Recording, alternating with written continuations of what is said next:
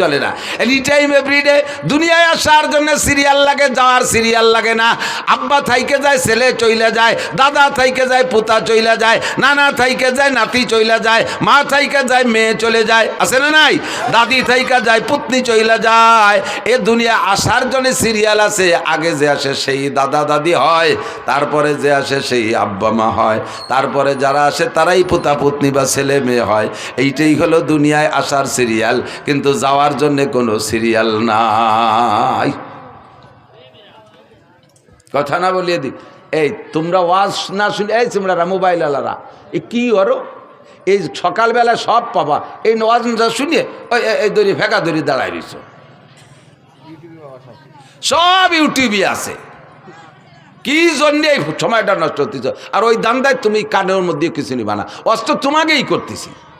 বুড়োকে বাদ দিছি কইছি না, বুড়ো কজন চলে যান, বাড়ি চলে যান, আপনাকে ছুটি। ইনটা বুড়োরা এমনি মুনিশি হয়ে গেছে। আল্লাহু আকবার। গহরডাঙ্গার খাদেমুল ইসলাম জামাতের জেনারেল সেক্রেটারি শামসুল হক ফরিদপুরি রহমতুল্লাহ আলাইহির একেবারে খাস খাদেম মাস্টার আব্দুর রাজ্জাক সাহেব বলতেন, হুজুর উনি গহরডাঙ্গার প্রাইমারির মাস্টার ছিলেন। এই ছোট ছোট কাটা কাটা অনেক চুটকি কথা বলতেন। উনি বলতেন একদিন বলতেছেন যে আমাকে বাড়ির দ্বারে এক ডাক্তার, আমাকে এক স্বাস্থ্য ভাই ডাক্তার হয়ে আইছে। সেই সময় লন্ডনের থেকে পড়ে আসা ডাক্তারের কত বিলাত ফেরত, মুরব্বীরা জানেন বিলাত ফেরত কত না? তার মানে বিলাতের থেকে পড়িয়ে ফেরত দেশে তারা চাই চলে আইছে বিলাত ফেরত। তো বিদেশের থেকে পড়ে আইছে ডাক্তার, দেশের ছেলে, একটু সেবা খেদমত করতে জীবন ভরি তো ঢাকায় এই ডাক্তারি বেশি খাবে। তো বাড়ি আইসা মাইকিং করে, মাইক তো ছিল না সে সময়, ওই সুঙ্গ দিয়ে বই বই বলে দেশে যে অমুক ডাক্তার হয়েছে বিলাতের, 3 দিন ফ্রি চিকিৎসা করবে, পরীক্ষা নিরীক্ষা ওষুধ পানি সব দেবে। এই কথা করলি বাঙালি রুগীর অভাব হয়। সিরিয়াল ধরে আইসা দেখাচ্ছে আর উনি ঔষধ দিচ্ছে, চিকিৎসা করতেছে, পরীক্ষা করতেছে, ঔষধ দিচ্ছে, দিয়েই যাচ্ছে। এই দেখা উনার এক দাদা 100 টাকাখানিক হবে বয়স, 100 টাকাখানিক পর্যন্ত 100 হবে। এইরকম বুড়ো কায়দা মতো বুড়ো রুকু এ থাকে সবসময়, কিচ্ছু চহে দেয় না।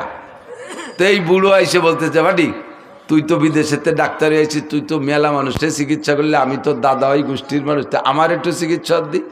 কয় দাদা তোমার কি কি সমস্যা? কয় 1 নম্বর সমস্যা হলো আগে লোহা খালিও হজম হয়ে যেত, আর এখন সাদা যাও খালিও ওইভাবে বার হয়ে যায় ওই দিক দিয়ে, তা পেটের মধ্যে যে আটায়ও না, দেখ দিয়ে কি আর আছে। পরীক্ষা নিরীক্ষা করে দেখা, দাদা তোমার এই পাকস্থলীর শক্তি শেষ, এখন যদি ভালো কিছু হতে গেলে এই পাকস্থলী ফেলাই দিয়ে নতুন একটা লাগাতে হবে, আর এটা সম্ভব না, কাজেই তোমার এই রোগ হলো বার্ধক্যজনিত কারণ। এটা কোন কারণ? বার্ধক্যজনিত কারণ, দুর্বলতা, ইয়া সারার কোনো ঔষধ নেই। তা দে বাদ দে, ওটা দে, আর একটা ধর। আগে আমি দিনের বেলাও তারা দেখতাম, কিন্তু রাত্রিও তো চাঁদরা দেখিনি। দেখবি সোহের কি হলো, ভালো করে চোখ দে, চোখে পাওয়ার একটু থাকলি না, চশমা দিলে আর একটু বাড়ে। তার ভিতরে এমন মাইর খাইছে, কয় দাদা তোমার এটাও সারবে না, এটাও বার্ধক্যজনিত কারণ। এটা কোন কারণ? বার্ধক্যজনিত কারণ।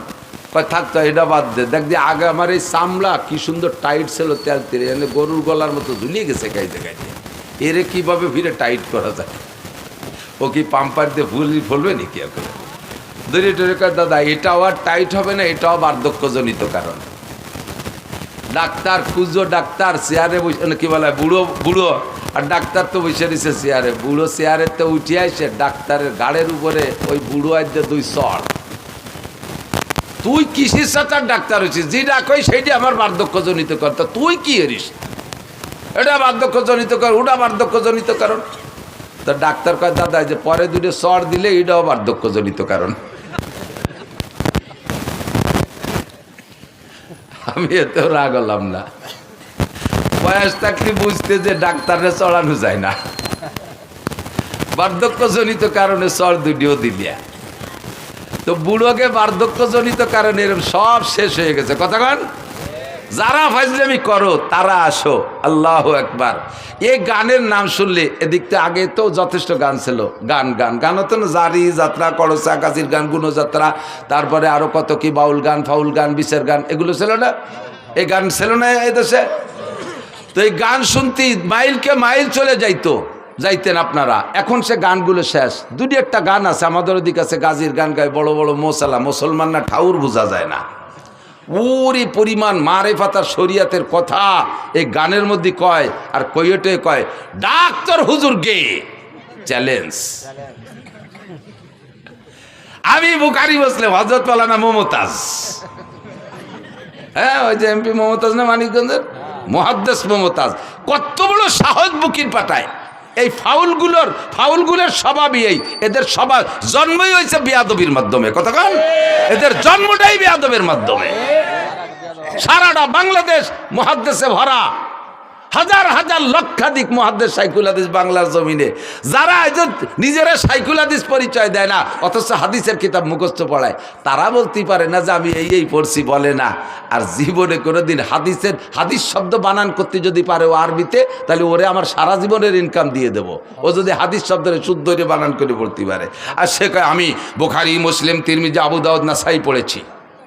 বাংলায় লেখাটা ওয়া আর কি কবাই, সে গেলে একটু না কয়ে পারা যায় না। আমার সাথে আগে থাকতো মজিবার দারোগা, যে বলমারি মোটর সাইকেল চালাতো, যারা দেখছেন 7-8 বছর দারোগাতে রিটায়ার্ডের পরে আমার নিয়ে চলে বেড়াতো। আল্লাহ গেছি উনারে নিয়ে সাতক্ষীরে, এই কালকে যাই আইছি সেই সাতক্ষীরে শ্যামনগর বংশীপুর শাহী মসজিদ মাদ্রাসা। তো ওনার তো স্বাস্থ্য, চেহারা সব কিছু আমার চেয়ে অনেক ভালো। দাড়ি টাড়ি পাখে মেহেদি লাগানো, পান খায়, গাল ভরিয়ে পাগড়িওটা বাঁধছে, সাদা জামা টামা, মোটর সাইকেল উনি চালায়। শীতকালের দিন আমি ছোট মানুষ, পিছনে ব্যাগ গাড়ি হয়ে বসে রয়েছি। নামার সাথে সাথে সবাই মনে হচ্ছে উনি বক্তা, আমি বুঝি খাদেন। এর আগে আমি অনেক যাইনি আগে কোনো দিন। উনারে গোটগাট করে গুছাইয়ে আত্মীয় নিয়ে গেছে, মুসাফা সব উনার। আমার সাথে কেউ কথাই কয় না, আমি খাদেন সব, এত কি দাম আছে। ভিতরে নিয়ে বসাইয়ে সব গোল গালে বইছে, নাস্তা পানি সব উনারে দিচ্ছে। আর উনি একটু মুড়া দিতে চায়, আমি চোখে সারা দিছি, কথা কই না, দেখতে দেয় আজকে খেলাটা হয়ে যাকে ভাবে। তো নাস্তা পানি সব খাইছে, আমারে মাঝে মাঝে একটু দেয়, সাথে আইসি ওই পাশে দিয়ে একটু দেয়, একটু খাইছি। শীতের সময় ওনার গায়ে দামি কম্বলের টাইনে মোড়াই দিয়েছে। আমি কোনো, আমার তো শীত করতেছে, আমার এখানে খেতা দিয়েছে, আমি কোনায় তাই গায়ে দিয়ে কাইতে রয়েছি। নাস্তাওয়ালি খাওয়া শেষ। এখন আমার নামের সাথে পরিচয় দিয়েছে শাইখুল হাদিস। আর উলামায়ে কেরামের স্বভাব আছে, কোনো বক্তা আসলে তার যোগ্যতা পরিচয় নিয়ে একটু তাহকিক করে, খোঁজাখুঁজি করে। তো ওনারে জিজ্ঞেস করছে, হুজুর আপনি ফারেক কোন সালে কোন জায়গাতে? ফারেক গেল মৌলানা পাশ করারে ফারেক কয়, কোন জায়গাতে কোন সালে ফারেক? তো উনি সালেরটা যেন কি কলো যে শরীয়তপুর পুলিশ লাইন থেকে ফারেক। আমি তো খেতা মুড়ি দিয়ে হাইসে মরি যাচ্ছি, শরীয়তপুর পুলিশ লাইনেতে। তো আলেমুল আমার মনে করছে কি যে পুলিশ লাইনের কাছে মাদ্রাসা আছে, তো ওই মাদ্রাসার নাম পুলিশ লাইন মাদ্রাসা, যেমন যশোর রেল স্টেশন মাদ্রাসা, তো এটা পুলিশ লাইন মাদ্রাসা। উনি কিন্তু মিথ্যে কথা করছে না, কথা সত্যি বলেছে, পুলিশ লাইন নিতে পারে। তো হুজুররা ওই বুঝে চুপ করে রয়েছে। এরপরে বলছে যে এখন কোথায় কি খেদমত করেন, কি করেন? বুখারী শরীফ পড়াই। আমি ওরে ডাকাইত, এবার যদি ধরি বসে কোন মাদ্রাসা, তাহলে কি করবি না? তো কোথায় পড়ান? আমার বউরে বাংলা বুখারী শরীফ পড়াই, আমি পড়ি, আমার বউ শোনে। তো বুখারী শরীফ যে পড়ায় সে হলো শাইখুল হাদিস। তা উনি বাংলা বুখারী পড়ে আর ওনার বউ শোনে, এই জন্য উনি শাইখুল হাদিস। এখন ওরা চালু হতেছে। তা সে যে হুজুর বুখারী পড়ায় মাদ্রাসায় শাইখুল হাদিস, সে হুজুর কো? ওনার কাছে জিজ্ঞেস করতে সাহস পায় না। এই করতে করতে আমার টাইম যখন হয়ে গেছে, এই সময় ওনারা বলতেছে যে হুজুর চলেন স্টেজের সময়। এখন উনি কয় বক্তা তো আমি না, বক্তা তো ওই হুজুর। 3-4 জন কয় এতক্ষণ যে নাস্তা পানি খাইছি ফেলা।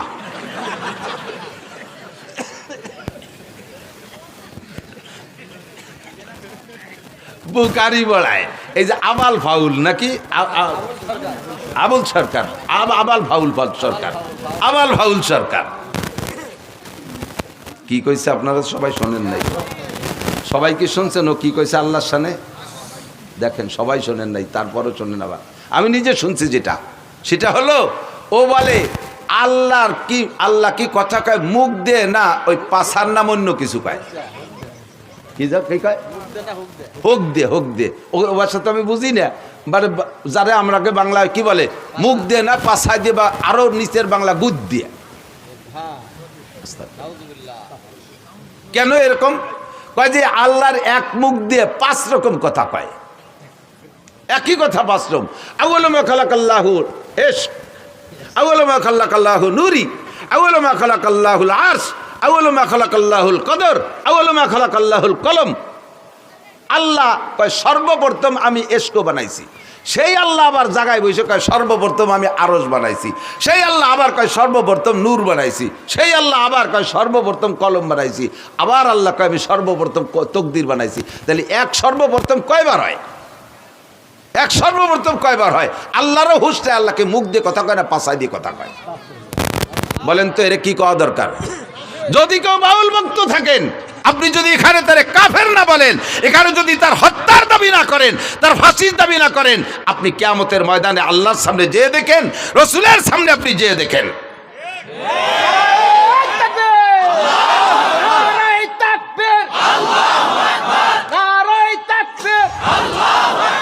ইসলামের শত্রুরা হুঁশিয়ার সাবধান,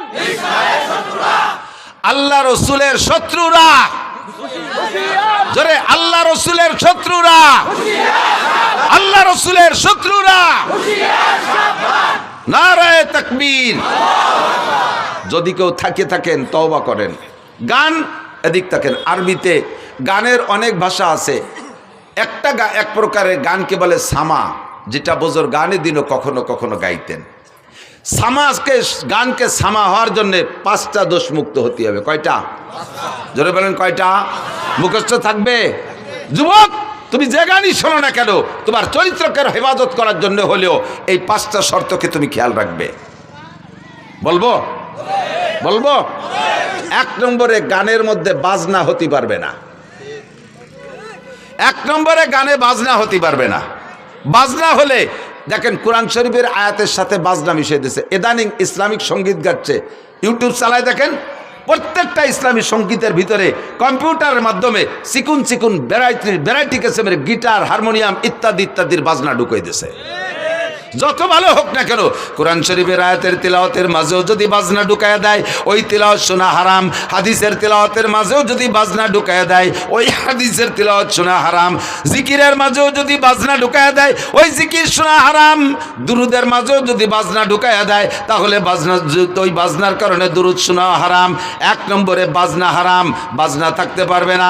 2 নম্বরে গানের মধ্যে মিথ্যা কথা হতে পারবে না, গানের মধ্যে মিথ্যা কথা হতে পারবে না। জারি গানের ভরা মিথ্যা কথা। ছোটবেলায় শুনতাম জারি গান, এখন তো জারি গান নেই। শুনি একদিন জারি গানে গাইতেছে, এক বয়াতে আর এক বয়াতের কাছে প্রশ্ন রেখে যাচ্ছে, বলেন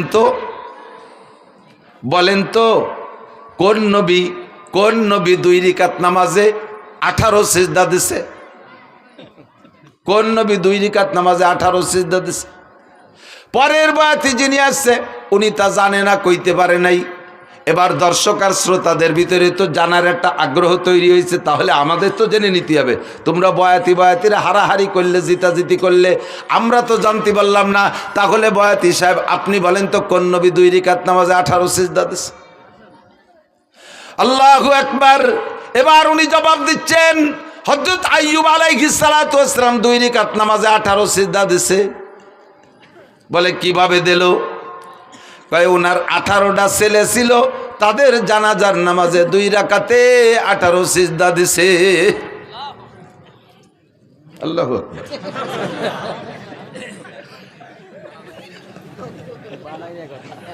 এইভাবে টাইম দিয়ে কলি সুবহানাল্লাহ আল্লাহু আকবার করতে হবে তা না। এবার আমি বললাম, আমি তো সে সময় শুনি নেই, পরবর্তীতে জারি গানের বয়াতি কিবরিয়া সাহেবের সাথে একদিন মাহফিল, আমি বললাম আপনারাও গাইতেন নাকি এই গান? কয় হ্যাঁ, তো আমরা গাইছি। তা বলেন তো 2 রাকাতে 18 সিজদা কেন দিল? কয় তার 18 ছেলে ছিল, জানাজার নামাজে 18 সিজদা। আমি বললাম যে এই কথাটা বুয়ো না সঠিক, আপনি কি টের পান নাই কোনোদিন? কয় বুয়ো হওয়ার কারণ কি? আমি বললাম আপনি কি জানাজার নামাজ জীবনেও ভরে থাকেন? কয় হ্যাঁ, 1 মাস আগে তো আমার মার জানাজা পড়ছি। কয় সিজদা দিয়েছেন? কয় রিকাত পড়ছেন জানাজার নামাজ? কয় জানাজার নামাজ কি রিকাত আছে নাকি? তা আপনার জানাজার রিকাত থাকলো না, আইয়ুব আলাইহিস সালাম রে 2 রাকাত পড়ালেন কিভাবে? তাও তো এক কথা। এখন কানে বানি গেছ, তাও তো এক কথা।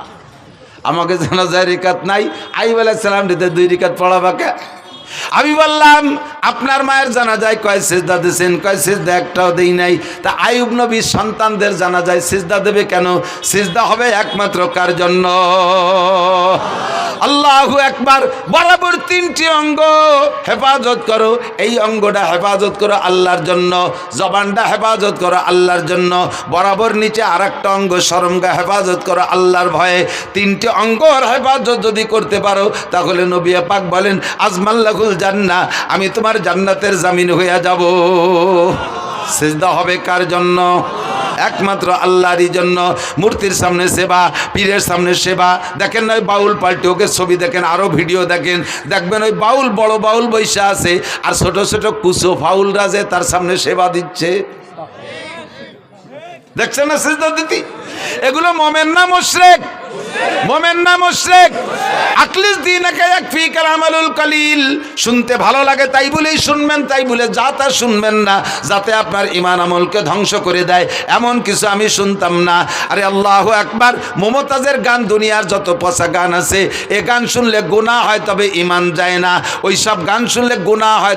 খেয়াল করেন, এই সব গান যত কণ্ঠশিল্পী আছে দুনিয়ার পচা নোংরা গান গায়, এসব গান শুনলে ঈমান যায় না তবে কবিরা গুনাহ হয়, কবিরা গুনাহ হয় তবে ঈমান যায় না। কিন্তু বাউল গান, বিচার গান আর জারি গান আর করচা গান, এই সমস্ত গান শুনলে ঈমান যায়। কারণ এই গানগুলো শুনে তার ভিতরে যে ইসলামী ইতিহাসগুলো ওরা বলে, এই কথাগুলো শ্রোতারা বিশ্বাস করে। আর এই বিশ্বাসের কারণে ভুল ইতিহাস তার অন্তরের মধ্যে ঢুকলো। আর ভুল ইতিহাস বলতে বলতে আল্লাহর সম্পর্কে সমালোচনা, নবীদের সম্পর্কে সমালোচনা, এমন এমন খারাপ ভাষা ব্যবহার করে যেগুলো উচ্চারণ করাই সম্ভব না। কয় আদম আলাইহিস সালাম লম্বা ছিল, এই বাউলরা কয় আদম আলাইহিস সালাম লম্বা ছিল 120 হাত, তার পুরুষ অঙ্গ লম্বা ছিল 17 হাত। তোর আব্বা যাই আমায় ফিয়াইছে শালার কাজাতি গেছিলাম রে, পারলাম না, ঠেয়া ফেলছি, বহুত কষ্ট হইতে ঠেয়া ফেলাইছি। আস্তাগফিরুল্লাহ। জানোয়ার আদম আলাইহিস সালাতু ওয়াস সালাম জলিলুল কদর নবী, দুনিয়ার সর্বপ্রথম মানুষ, সর্বপ্রথম নবী, তার অঙ্গ প্রত্যঙ্গ মাপার দায়িত্ব তোর কে দেশে? এই অ্যানিম্যাল, পশু, বাস্টার্ড, হারামজাদা। তার জন্মের ঠিক নাই যদি সে এরকম উচ্চারণ করে থাকে। কথা বলেন ঠিক ঠিক না? আল্লাহ সম্পর্কে কটূক্তি, নবী সম্পর্কে সমালোচনা, তাই কি?